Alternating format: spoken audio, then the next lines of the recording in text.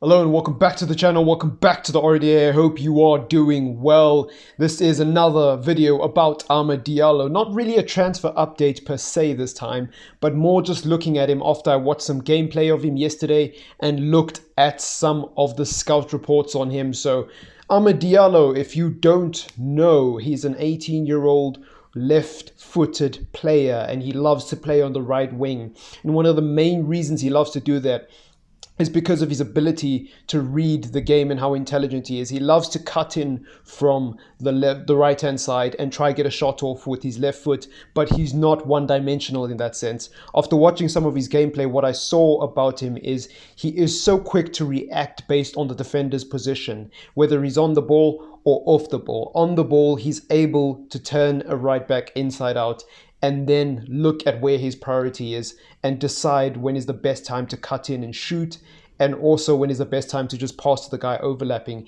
He doesn't get it right 100% of the time, obviously, because he's still a young player, but you can see the decision making is there. One of the things we always talk about with Rashford, and I hate to put Dan James in the same sentence because obviously Rashford is miles ahead of Dan James, but Rashford, Dan James, Mason Greenwood, one thing I see with all of these players is they always seem to be looking to get the shot off. And Rashford has improved on this in recent weeks. He's become a lot better at just playing the pass through. But one thing that stands out to me about Diallo is he's not one-dimensional. He can play a lofted pass, and actually he's very similar to Bruno in that sense. If you don't like Bruno Fernandes, you're probably going to hate Diallo because he loves playing the difficult pass. He loves the lobbed pass over. If the person he's trying to pass to on the ground is too many people around him, he will opt to play the long diagonal ball across the box to try reach the man who's open, which is something that I quite like about him as a player. Now, moving away from those extremely situational set of circumstances. Overall, what makes him such a good player? Well, I also saw yesterday that his ability to dribble and get out of tight spaces is really, really good.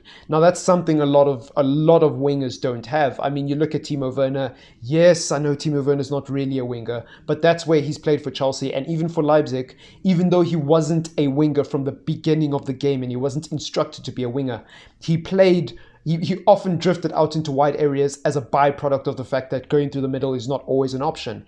Timo Werner struggled with dribbling at Leipzig and he struggles with dribbling at Chelsea. He struggles to get past the man. How he did it at Leipzig was playing off of his teammates. So he would get into a tight space, draw the defenders towards him, pass to a teammate, defenders go there, he makes the run and he's free. That's how he used to do it. So because Timo Werner was a magnet for defenders, whenever he would go to the middle or whenever he would drift off to the side, he would pull defenders into a 2v1 situation. And because it's a back four, once you've pulled the two away, there's an open space in the middle. And that's what Timo Werner used to do. While with Diallo, he does have the ability to dribble. And that's what I like about this player. He doesn't need... I mean, obviously everybody needs a good team around them, but it seems like he doesn't rely on it as much. And obviously when he gets to the Premier League, it's going to be a lot harder because the quality of defenders in the Premier League are much, much better than some of the quality of players he's been playing against in the cup games, and because he hasn't really started as much in the Serie A as you would have liked for how hyped up the signing is getting. So yeah, his ability to dribble in tight corners and get out of difficult spaces is really, really good. Off the ball, similarly, his intelligence and his game IQ and his ability to read the game comes through very, very, very, very, very well. And I think the reason why I like this guy, because what I've noticed with Dan James over the last few months has become a little bit better at positioning himself off the ball and making himself a useful teammate. But he gets let down by his technical ability. His technical ability just isn't there. So if he gets a heavy pass from a teammate, he's not going to be able to control it properly, and so he'll lose the ball. Or he will get the ball, but he'll give a heavy touch and he'll give away the ball. Or he just can't play the difficult pass. He always needs people to be right in front of him so that he can give the ball. And he tries very, very hard to simplify his game, but sometimes when you need the quality of a player to play a difficult pass because of the style of play that Manchester United play, it's very, very difficult. I'll give you an example.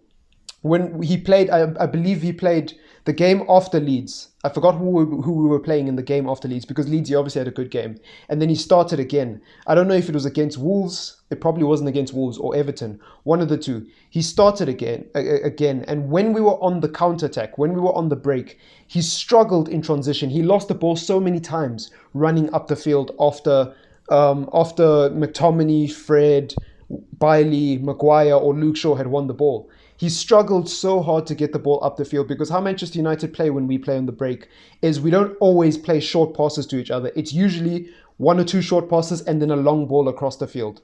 So if we win the ball on this side of the box, it'll be a long ball across the field to the other side. So Bruno's very good at that. Pogba's very good at that. Matic is very good at that. That's why they were so effective when we got third. But when I look at Dan James, he lacks that quality. And when I look at Diallo, the technical ability is there. Whether or not he will be able to do it in the Premier League, we'll just have to wait and see. But that is my analysis of him as a player.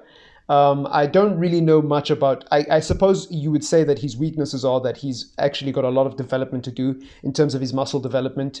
His physique is not that great. So if you do, in a really physical league like the Premier League, he won't get away with dribbling as much as he did in the Serie A. He won't have as much space, and the physicality might get to him. So he's going to have to bulk up when he gets here. Also, what I noticed about him, I talked about him making the difficult passes and preferring to play those lofted balls over the top. That's a good thing to a point. To a point.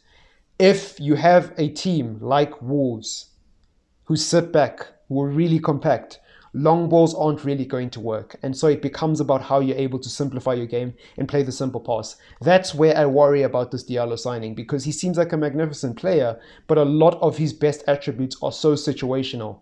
And when I look at Bruno Fernandes, yes, it's nice to talk about his goals and assists. And yes, it's nice to be a stat merchant when it suits you. But if we look across the board, Bruno Fernandes loses the ball a lot. He loses the ball a lot.